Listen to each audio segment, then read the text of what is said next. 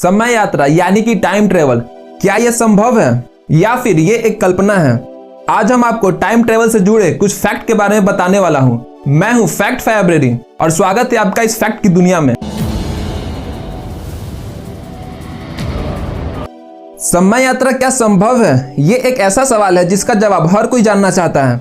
कुछ साइंटिस्ट ये मानते हैं कि ये पॉसिबल है। 1915 में एल्बर्ट आइंस्टाइन ने एक थ्योरी दी थी जिसका नाम था थ्योरी ऑफ रिलेटिविटी। इस थ्योरी में यह बताया गया था कि समय पूरी तरह से गति यानी कि स्पीड पर आश्रित है। लाइट की स्पीड 1,86,000 माइल्स पर सेकेंड होती है। इसी तरह थ्योरी ऑफ रिलेटिविटी के तहत अगर हम लाइट की स्पीड जितनी स्पीड से ट्रेवल करते हैं या फिर लाइट की स्पीड के रिलेटिवली भी क्लोज ट्रेवल करते हैं तो हम भविष्य में जा सकते हैं। इसे एक एग्जाम्पल से समझते हैं।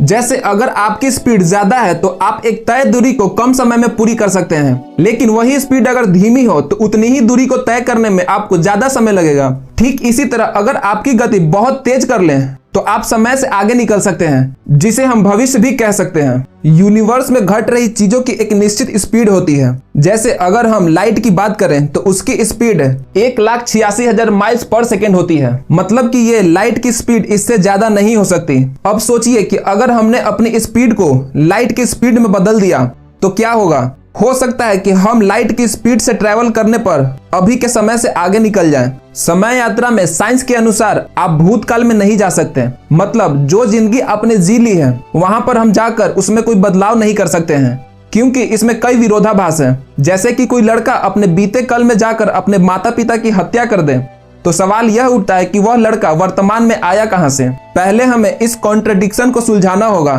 तभी हम भूतकाल में ट्रेवल कर सकते हैं। अब बात आती है कि क्या भविष्य में सफर करना संभव है? तो इसके बारे में कहा जाता है कि यह पॉसिबल है, लेकिन भविष्य में यात्रा करने के लिए हमें मॉडर्न टेक्नोलॉजी की आवश्यकता होगी।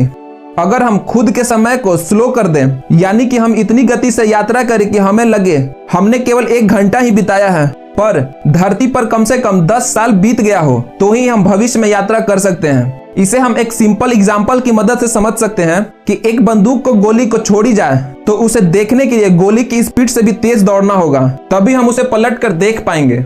1990 में रसिया के एस्ट्रोनॉट सेर्गी क्रिकालेव अंतरिक्ष में गए और वहां उन्हें 17,500 माइल्स प्रति घंटा की स्पीड से अर्थ के ऑर्बिट के चक्कर लगाए। इसी स्पीड से उन्होंने वहां करीब 803 दिन बिताए थे। 1992 में जब वह पृथ्वी पर वापस आए तो करीब 0.02 सेकेंड आगे थे। इसका मतलब उन्होंने अपने फ्यूचर में 0.02 सेकेंड प्रवेश कर लिया था।